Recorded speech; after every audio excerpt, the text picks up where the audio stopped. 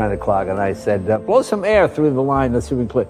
And then a line, and then poof, and suddenly, boom, I got a face full of gas.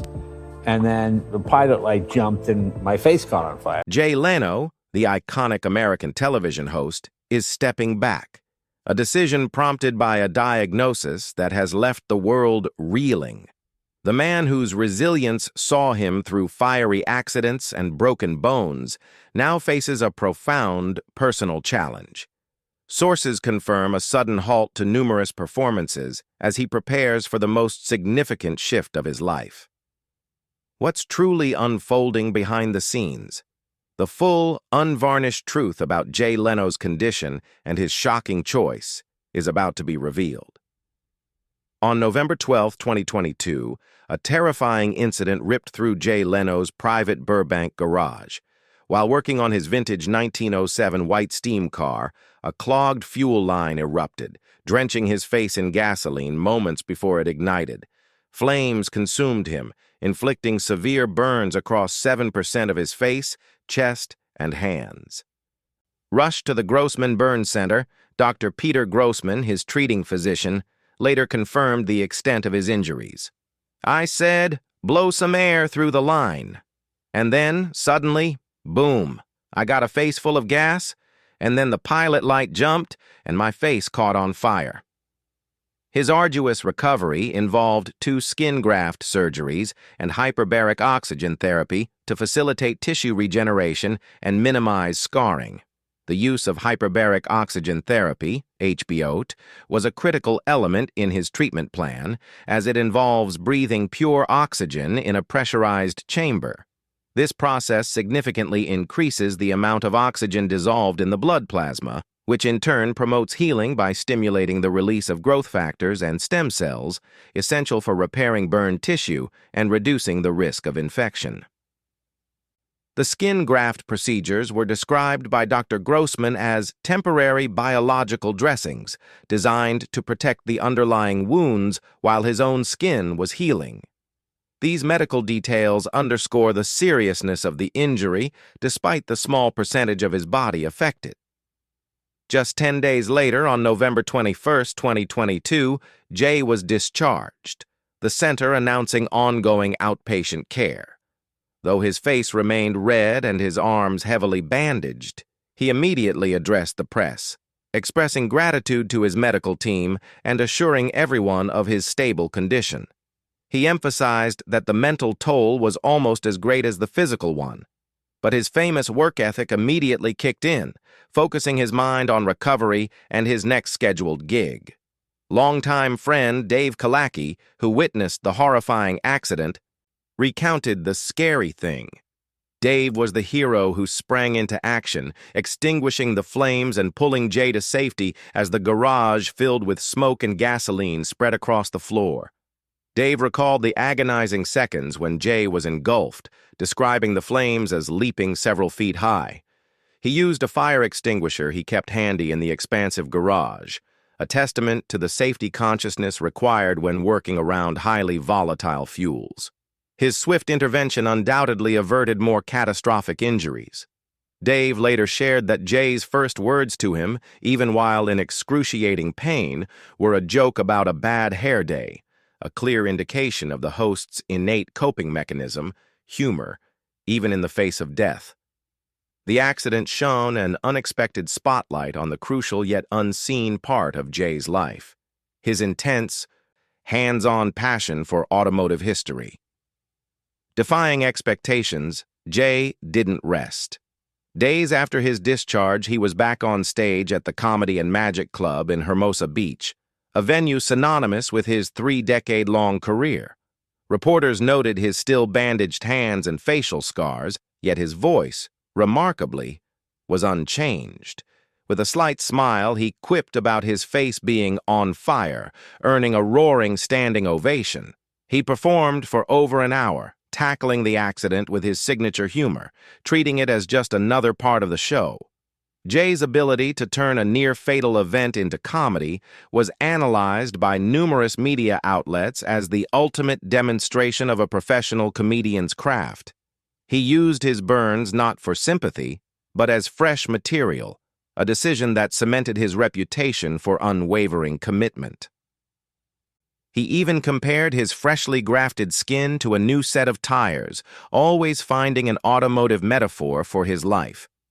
Hospital records and media reports confirmed his burns as serious but fully recoverable. Dr. Grossman lauded his response to treatment and absence of infection. Jay, unwavering, dismissed suggestions to postpone shows, telling staff he needed to work to maintain his routine. He famously stated that idleness is the devil's workshop, a philosophy he applied rigorously to his recovery. His performance schedule resumed just 2 weeks post-accident, but before the burn incident could even begin to fade, Jay faced another brutal challenge. This time, it wasn't fire, but a violent collision of steel, bone, and sheer willpower. The back-to-back accidents left the media questioning. How could he possibly keep going? On January 17, 2023, while test riding a 1940 Indian motorcycle in Las Vegas, a hidden cable across a parking lot sent him flying. The impact was devastating: a broken collarbone, 2 fractured ribs, and 2 cracked kneecaps. In a candid interview, he succinctly stated, "I got knocked off my motorcycle, so I've got a broken collarbone, I've got 2 broken ribs, I've got 2 cracked kneecaps." This occurred merely 2 months after the garage fire, sending shockwaves of concern through his fan base. He later elaborated that the cable was nearly invisible and that he suspects his recovery from the burns may have slightly impaired his reaction time, though he refused to blame the prior incident. The combination of broken bones and healing burns presented a complex medical puzzle for his new team of physicians. Admitted to a local hospital for several days, Jay was back on stage almost immediately, ignoring doctors' advice for a 2-week rest. His schedule remained unyielding. Subsequent shows saw him sporting an arm brace, moving cautiously, even joking about his frequent flyer discount with the ambulance service. He told one reporter that if he stopped working, he'd just start inventing new ways to get hurt in his garage, adding that the stage was ironically the safest place for him. The American media extensively covered his second accident in less than a single winter, marveling at his relentless work ethic. Doctors confirmed his injuries required at least 6 weeks for recovery. Yet, mere days after the crash, Jay appeared at a charity event, shaking hands and smiling. His calm demeanor leading many to believe he doesn't seem to know what pain is. He attributed his high tolerance to decades of performing stand-up in often hostile or challenging environments, claiming that a broken bone was simply a heckler he couldn't talk down. 10 months later, on November 16, 2024, another accident struck. In Pittsburgh, preparing for a show, Jay slipped down a 60-foot embankment behind his hotel. He hit his head on a rock, broke his wrist, bruised his face, and lost a fingernail. With characteristic understatement, he told Inside Edition, "I fell down a hill and hit my head on a rock." He explained he was attempting a shortcut and forced himself up to avoid being late. The embankment was steep and covered in slick leaves, making the fall particularly treacherous. The medical personnel who examined him later noted that the impact to his head could have been catastrophic, but Jay, ever pragmatic, insisted on immediate bandaging and minimal fuss. When hotel staff offered an ambulance, he simply requested a wrist bandage. That night, the show went on. Stepping on stage, his face was swollen, bruised, his right eye nearly shut. He opened with a joke about his eye being on vacation and performed for over an hour to an audience that roared with laughter before erupting in a standing ovation. His opening routine centered on the absurdity of his recent injuries, painting himself as a magnet for disaster, much to the crowd's delight. Photos from Pittsburgh quickly went viral, his visible wounds contrasted by his unchanging smile. The media hailed it as a testament to endurance from a veteran host who'd survived 2 serious accidents in less than 2 years without canceling a single performance. Colleagues revealed he continued to drive himself to shows, eschewing a personal assistant, carrying only a few suits and his microphone. This self-reliance is a defining characteristic of Jay Leno, a habit formed during his grueling years as a road comedian where independence was key to survival. He often drove classic cars on these long-distance tours, integrating his hobby with his work schedule, treating the journey itself as part of the performance. Through this incredible series of mishaps, Jay's schedule remained over 150 shows annually, primarily in small theaters. The falls, both literal and metaphorical, couldn't stop Jay. But a profound family tragedy finally compelled him to slow down. When the bright stage lights dimmed, the true test of this artist began in the most private space of all, beside the wife who had shared over 4 decades of his life. On January 26, 2024, Jay Leno filed a petition with the Los Angeles court to become the legal guardian of his wife, Mavis Leno. The legal documents detailed her diagnosis of advanced dementia, her inability to manage finances, and her need for daily assistance. Jay was named the sole guardian. The filing included a comprehensive breakdown of her financial holdings and medical needs, demonstrating Jay's methodical approach to handling this crisis. The complexity of managing an estate of their size, combined with her medical requirements, necessitated the legal action to ensure her full protection. A medical report dated April 2, 2024, from Dr. Hart Cohen confirmed she sometimes did not recognize Jay or recall her birth date, noting symptoms of short-term memory loss and spatial disorientation. The report meticulously detailed the progression of her illness, explaining that the specific form of dementia, though unnamed publicly, was aggressive in its impact on her cognitive functions. Dr. Cohen's testimony was instrumental in securing the court's approval, as it established the clear need for a legal guardian who understood her long-term care requirements. The court swiftly processed the petition, scheduling a hearing within 2 months. On April 9, 2024, the ruling was announced. Jay Leno's request was approved. Mavis's attorney, Ronald Astron, affirmed her consent. Mavis does not object to the petition and consents to it. Mr. Leno is her protector, and she trusts him. This testimony provided a touching legal endorsement of their enduring relationship. Jay appeared composed and reserved, affirming his sole wish was to ensure his wife's safety and financial security. He did not seek control over his wife's assets for personal gain, but purely for her protection, a fact that deeply impressed the presiding judge. The court granted him full authority over Mavis's medical, legal, and financial decisions. In a later interview, Jay calmly stated, "She's fine. Everybody's good. We're doing well. I just set up a will in case something happens." His steady, clear, and gently optimistic tone reflected an acceptance of his wife's illness as a natural part of aging. He stressed that their primary focus was on maintaining her quality of life and ensuring comfort. Following the court's decision, Jay drastically adjusted his performance schedule. He canceled long-distance tours, accepting only local California shows to be home each night. This decision marked a major financial and professional shift, prioritizing his personal life over his lifelong work commitment. Colleagues shared that he personally cooked, cared for Mavis, and took her for walks in their Beverly Hills garden. The image of the international celebrity performing such mundane, loving tasks resonated deeply with fans, revealing a private vulnerability rarely seen.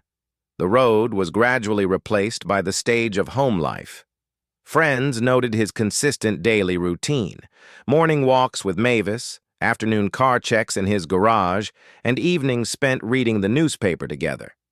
Even the meticulous care of his car collection, a hallmark of his identity, began to take a secondary role to his caregiving duties. At a charity event in June 2024, Jay briefly told a reporter that time with Mavis now meant more than any fame, a clear shift in priorities after 4 decades in the spotlight. Sources confirmed Mavis continued regular treatment at a Los Angeles memory care facility, with Jay accompanying her to every appointment. Dr. Cohen noted her positive response to medication despite significant memory decline. Jay kept all medical details private, sharing only with a close circle. He maintained that their privacy was paramount, particularly during this difficult phase, reflecting his respect for Mavis. In October 2024, Jay returned to a small Hollywood club.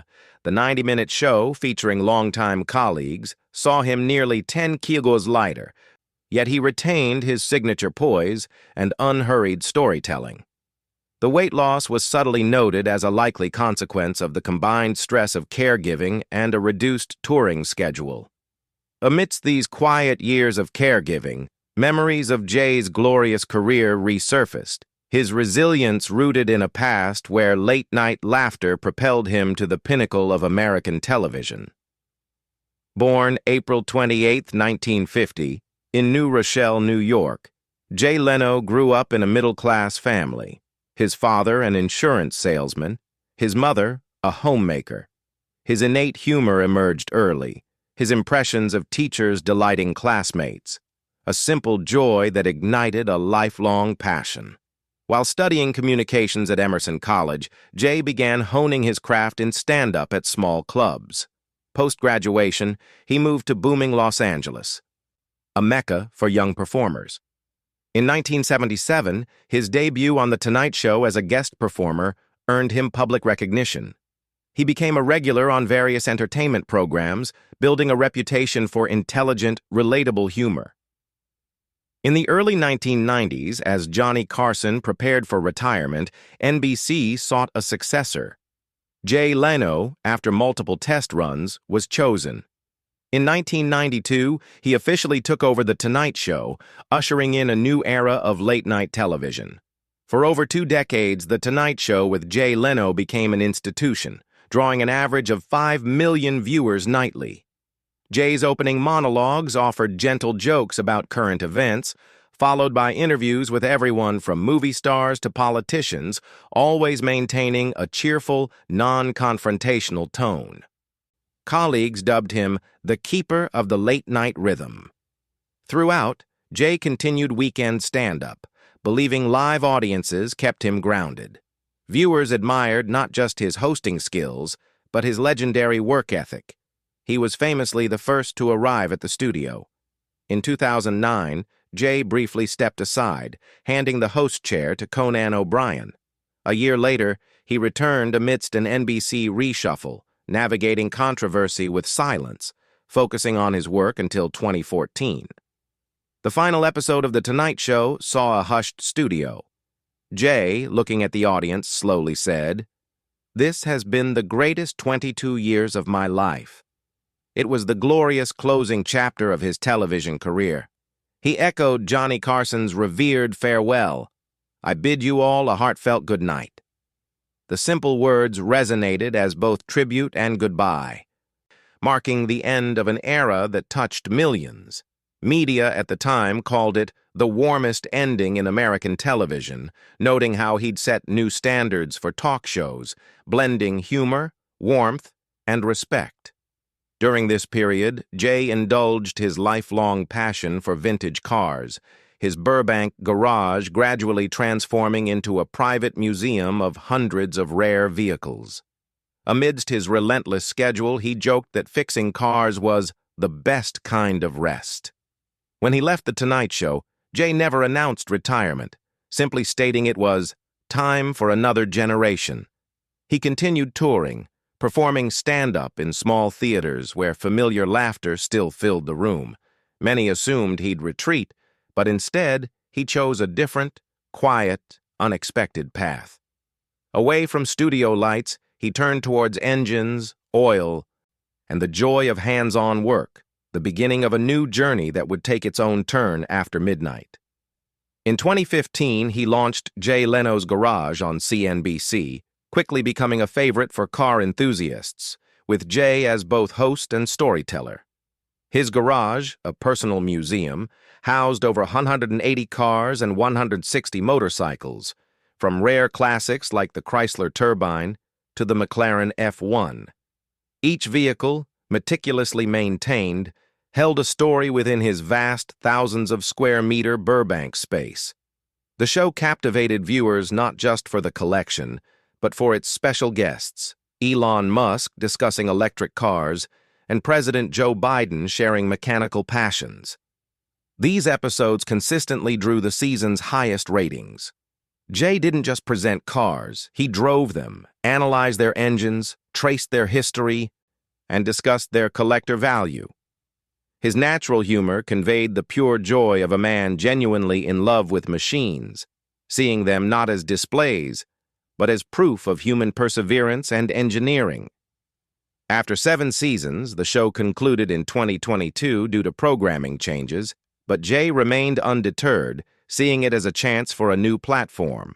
Soon after, he launched a YouTube channel, also called Jay Leno's Garage, uploading weekly test drive videos. On YouTube, Jay kept his style simple and unpolished, focusing on raw visuals and engine sounds. Viewers watched him wipe windshields, check tires, and share insights about vintage models, turning his personal garage into a global brand. Alongside his car projects, Jay returned to television with the game show You Bet Your Life from 2021 to 2023. Co-hosting with Kevin Eubanks and bringing back the familiar easy humor of The Tonight Show. The game show quickly built a steady audience, keeping Jay's presence alive for fans. Despite his demanding schedule, Jay maintained a disciplined lifestyle. He famously told Forbes, "I haven't spent any of the money NBC has paid me over the years," explaining he lived solely on his stand-up income, never touching his television earnings. He didn't smoke, drink, and famously slept only 4 hours a night. Many describe him as an artist who doesn't know how to rest. Every year he toured, performing around 150 shows, often driving himself, bringing his own microphone and suits, needing no large crew. This simplicity endeared him to audiences, like seeing an old friend.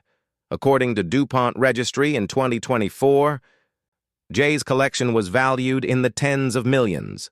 Some rare cars purchased from museums were restored and donated to charity.